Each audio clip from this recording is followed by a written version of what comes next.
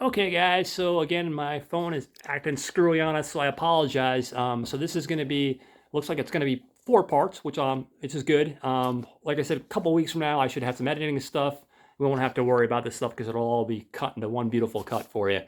Where we left off last, I was talking about Mary and her interaction with the minister. Just to recap very quickly, she was talking about how she was playing this organ, and while she was doing this, she was seeing all these weird visuals in her Mm, head about Mr. McCreepy guy and his basically this whole group of people there, and they're all dancing and just they all have the same weird vibe. And it's an interesting thing that I haven't mentioned before is when I watched this movie the first time, I didn't know what they were. I wasn't sure if they were like ghosts or vampires or like what the hell because they don't look like traditional zombies. I didn't know they were zombies until I looked it up on a internet movie database yeah. because they don't look like traditional zombies. I mean, they Yeah. had white faces and the Mm-hmm. makeup was kind of done in a certain way, but it wouldn't be something that I would automatically connect with as being a zombie. Mm-hmm. Um, but anyway, That is that like officially what they are supposed to be? yeah, they're supposed to be. If you look on Internet Movie Database, they're supposed to be zombies. I thought they were like either like I thought like maybe some sort of like I thought they were like kind of go- souls, right? yeah. I mean that's you think Kind of Carnival of like Souls, yeah. I thought they were you- like kind of caught between the planes of but existence. it's Is what I weird because thought. like I said, when you look at it, unless the Internet Movie Database got it wrong, they call them zombies. So it's kind of like a weird. Well, zombies prior to George Romero Uh, was very different. They were just Walking Dead. They well then weren't. there you go. They weren't. They weren't flesh oh eating okay.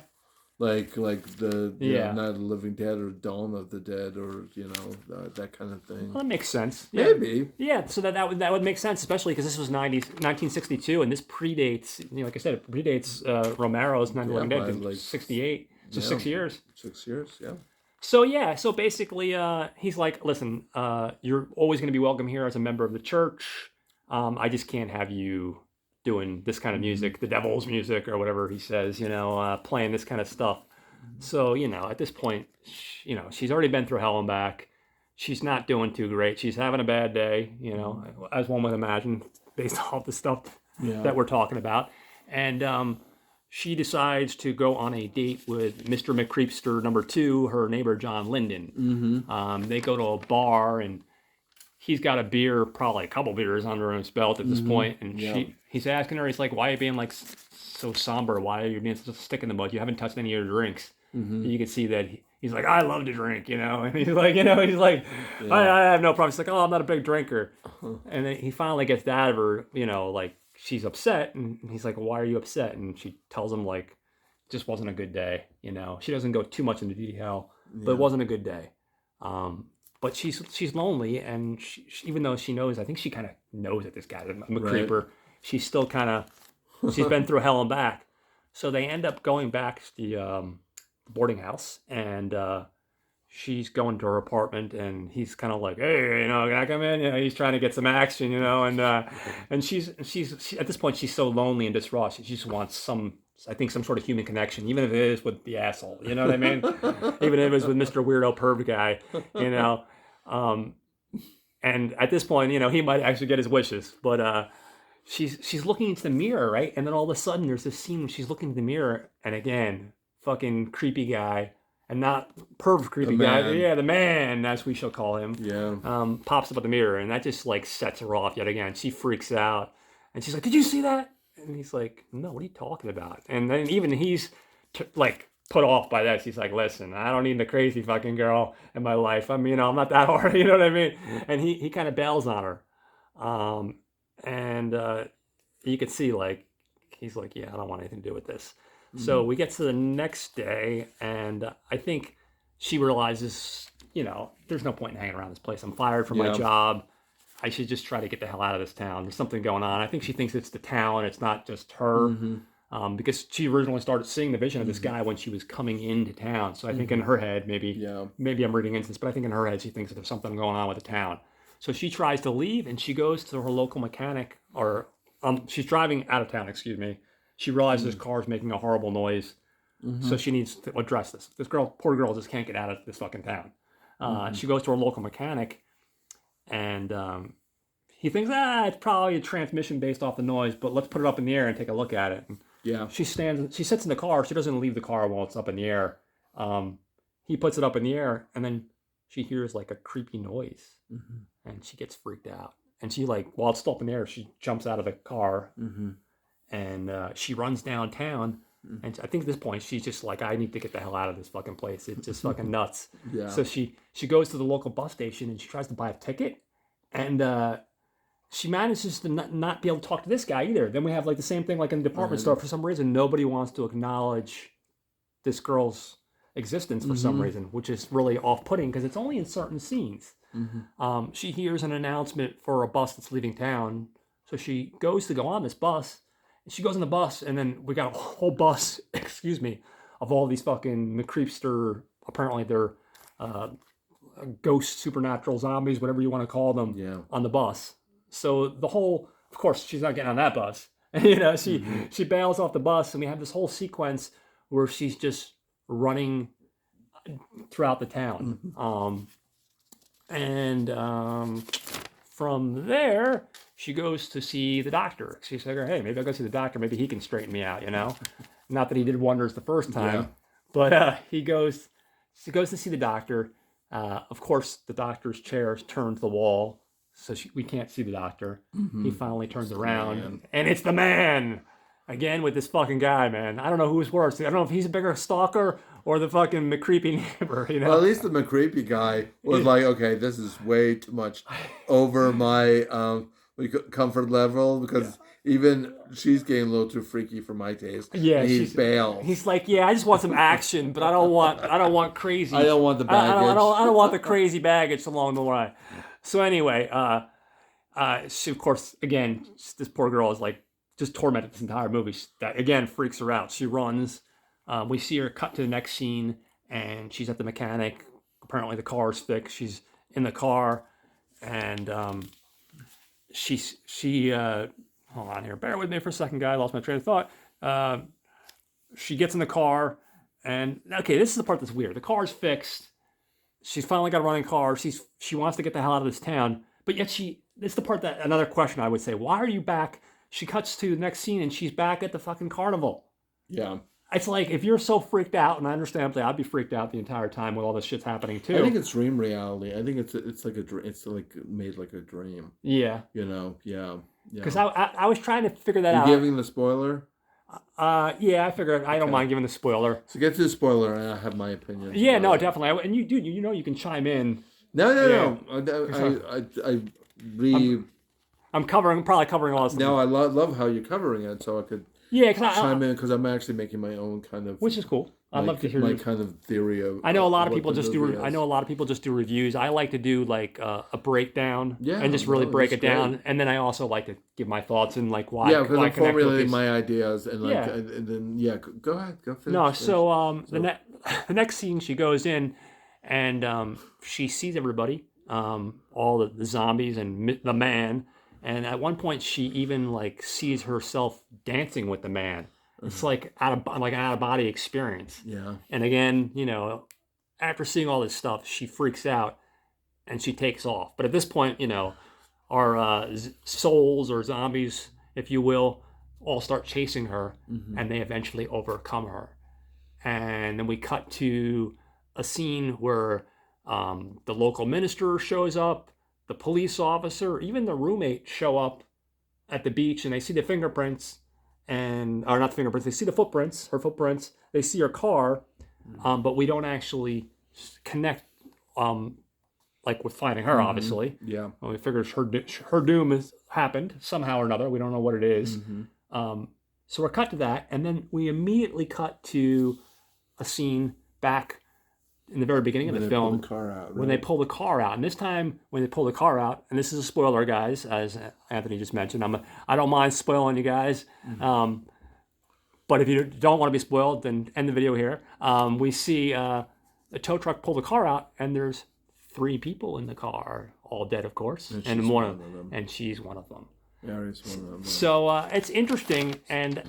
So this is how I read the movie. Yeah, because I want to. Yeah, I want to. So I think honestly, this is all what is creepy about it, the ending especially kind of tells you what the rest of the movie was about, what you just saw. Yeah. I think that was her dream right before she died. Mm. Like basically, she went into another kind of sphere, like when she's hit the water and when she's going unconscious in those minutes that she is passing away, like that's what kind of goes through her head. So it's kind of like that. So you could read a couple ways. It Mm. just has that feeling of like David Lynch, who you said like was The Eraserhead, influenced, Eraserhead, who did all of his films except maybe Straight Story deals with dream logic. Mm-hmm. You could even say Dune, but Dune really was kind of I have a soft tackled. spot for. I have a soft spot for that. But it was tackled by the studios. Yeah. That's one film he really wished he never made. But in our dreams, it operates in a kind of free associated kind of way. Mm-hmm. So you have her, like after she's pulled out of the water in the beginning, that's kind of almost like her wish, to and she's bedraggled, but she's never, even though she's suffering throughout the movie, she's not really dealing with it. It's almost like something that happens when you're in shock. It reminds me a lot of Mulholland Drive, with one character, who becomes Rita, who becomes Camilla Rhodes, is that she is knocked out, like she has a bad head injury and she kind of has amnesia. In Mulholland Drive, it feels the same kind of way. She kind of like just drifts throughout the movie with these people who are either really super overt with their sexuality, like the guy next, the roommate, the guy who lives down the hall, who's super creepy, but like it's very overt, like or they're super uptight, like the minister, or they're like almost like she just passes like through them, like they're almost like ghostly, where the scenes you mentioned where they're not really acknowledging her. Yeah. And so you can have this drifting thing, but then you have this terror of death, which is the carnival people, which is the man, which makes sense. Is almost luring her into the death realm. It's like he's coming, the Reaper saying, "Hey, Case, your time's up."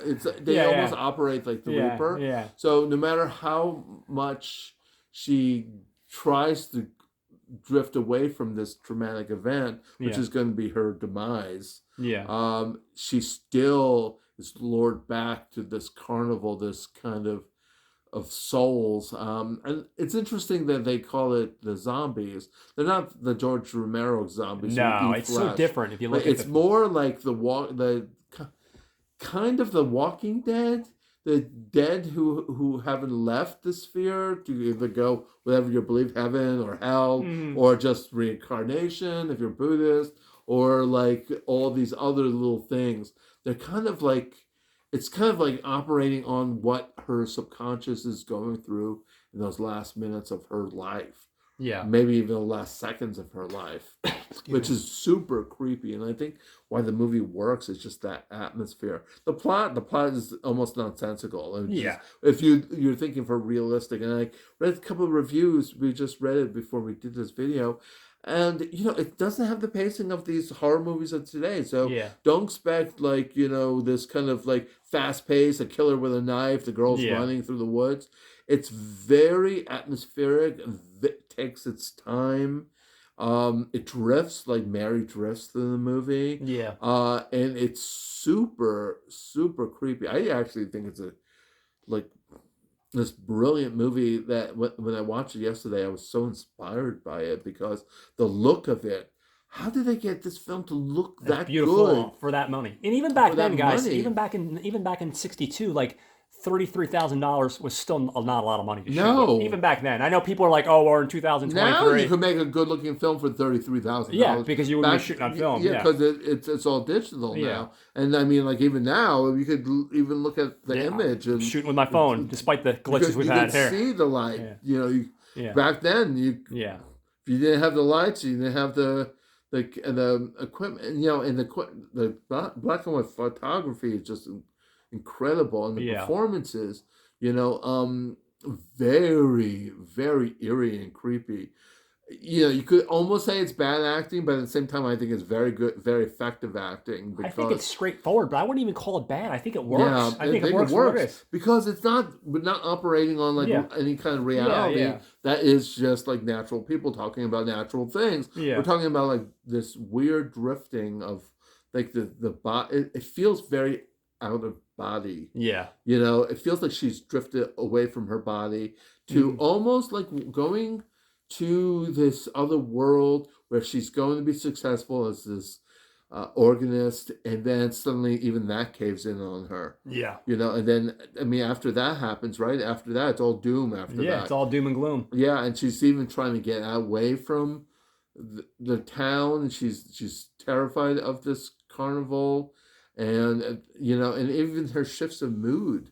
It's operates like a dream. Like when you dream, sometimes you're you're very pensive, scared in your dream, and then suddenly you're very happy. It's just like when she goes to sleep. It's almost she did like REM, when she tells the creepy guy no, and then next morning she wakes up and she's super happy. Even though he still looks like a horned dog. Yeah. That will like sleep with everybody and anything with a drop of the hat, and it's really weird and gross and stuff. But like she's like, oh yeah, sure, I'll go to breakfast with you. But it's almost like she drifted into REM for a second, So it's very interesting. Yeah, very interesting. But it survived all these years. Yeah, it's the movie is like, and it's built to 60 audience. years old. Yeah.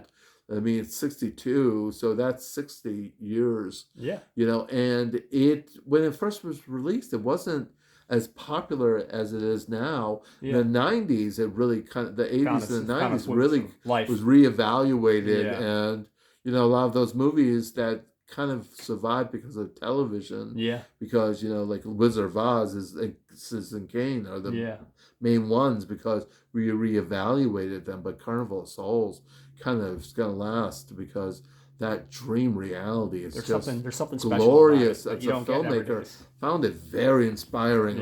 Especially some of those images. Like, how did they do that? Yeah, especially back then. And it's, like I said, back then, number one, and number two on that budget.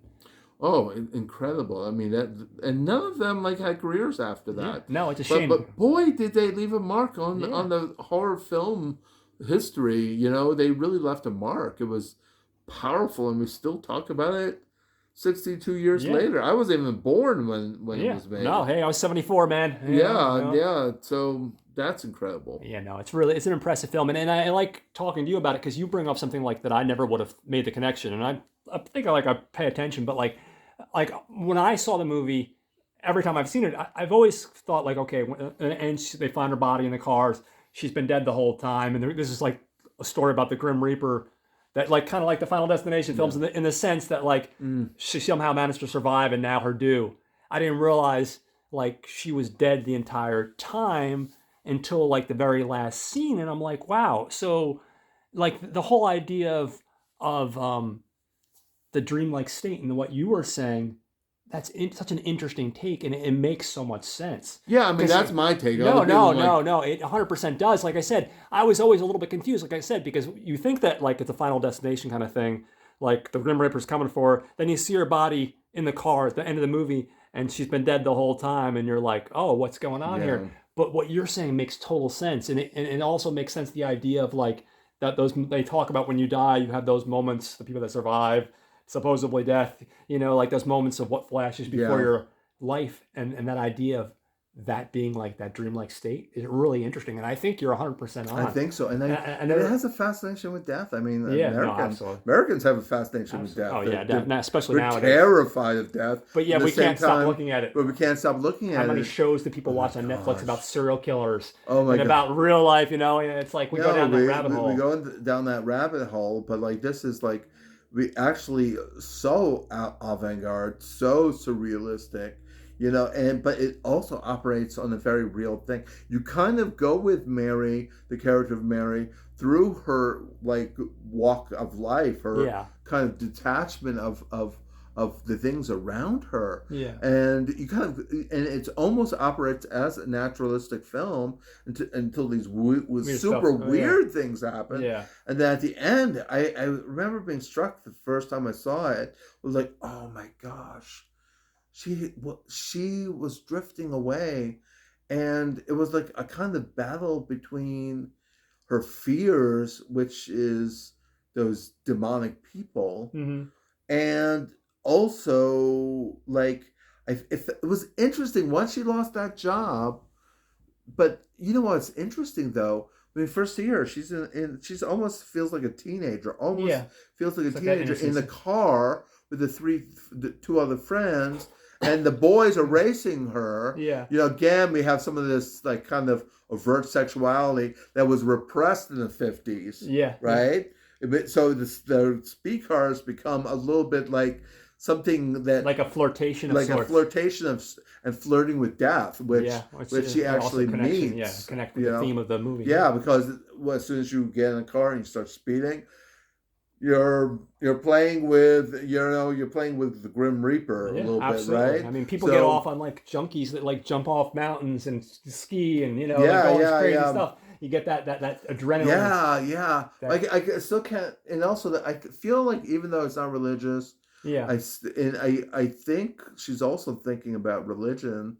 When she's passing, because of all the organ music and the church references. Absolutely. Even she says, I'm not really that religious, right? She even says that. So it's almost like these thoughts that are passing her subconscious. Like what is the afterlife? I mean, I think it's a freaking deep movie. I think there's a lot to think about. Lots of stuff. This is why I hate when people say, oh, horror movies are so glib and shallow. But sometimes you could get really deep in a horror movie. Absolutely. There's some good stuff. There's some good stuff out there. And I think sometimes you just got to be willing to dig a little deeper than what you see on the surface. And if you're willing to do that, you're going to see like anything else.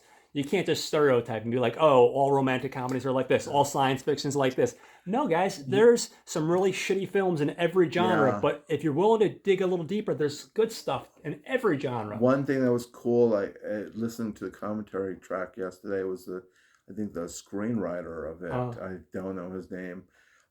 And he said that he doesn't want to explain the movie. Oh, well, it's just cool. It's like David Lynch. David Lynch does not want to explain. I heard he refuses to do commentaries for that reason. Yeah, because it's just like, why? It's like, also it takes away the fun. Like honestly, if he tells us what it is, what the man is and all these carnival people are, then I wouldn't be pondering it. I'd be like, oh, it's, I don't know, some kind of strange cult or something. I'm just making stuff up. But then something is concrete. I like the fact that it works on your subconscious. Absolutely. Such a good movie. No, absolutely. Gotta have patience though, because it's not a film that you could go, oh my God, does he kill the girl? Does he kill the girl? He kills the girl. But it's also a short movie. It's a short movie. And I think it's well paced. Anyway, with that, guys, that wraps up our episode. Thank you again, Mr. Ciccatelli, for being here. Thank you, Mr. Horgan. It's a pleasure, as always. We're going to rope you into some more episodes down the road for sure. A quick thing before I head out is I wanted to give a shout out to some people behind the scenes, other podcasts that I'm listening to. First, I'm going to shout out to my beautiful fiance, Jess Fernari. She is a super talented artist, and you can find her work on Instagram under Meowchi Roar. So number one, I got to give my props to my girl. Number two, a great podcast that I listen to every week called Not a Bomb. This stars two guys, Brad and Troy. And what they do is they take films that bombed at the box office and they go over in deep conversation whether the film was cool. were an actual bomb. So maybe financially they weren't a bomb, but it might have been financially a bomb, but that doesn't mean they were a bomb in every way. They were still good films. Like last week, they covered The Girl with All the Gifts, which is a zombie movie with Glenn Close and Gemma Arterton. It came out in 2016. I'll tell you more about it later on. So those guys are great. Familiar now. Great flick. Very well written. But anyway, so those guys, The Gentleman's Guide to Midnight Cinema, with Sam and Will. They have a great Facebook group, which I became part of many years ago. And every week they tackle movies that I've never heard of before, most of the time. And guys, I watch a lot of obscure movies. Those are the kind of movies that I'm attracted to generally. And these guys do a fantastic job. Third one is Watch Skip Plus with Jose and Justin. These guys cover all the stuff that's coming out in the movie theaters on a weekly basis. They also cover stuff like streaming stuff. And they have a third part of it because it's Watch Skip Plus, which is really cool. Well, they'll just cover anything randomly, like maybe like a video game that they're playing that they like. Or they'll cover like an art gallery they went to, and they'll talk about the artists and stuff. So they have like a mixture of stuff. So these guys are all fantastic podcasts, and you can find them like wherever you listen to podcasts. Spotify is where I go, but you can probably find them on Apple. Definitely worth checking out, and they're well worth your time. So you guys are getting spoiled this week. I dropped 2 episodes on Friday, and this thing's going to be a 4-parter, and it's pretty massive. So I hope you guys enjoy. And I hope you guys enjoy your weekend, and I'll talk to you soon. I'm hoping to have some new episodes out sometime midway through the week. So I'll see you guys later, and thank you again, Tony. I appreciate it, bud. Bye, guys.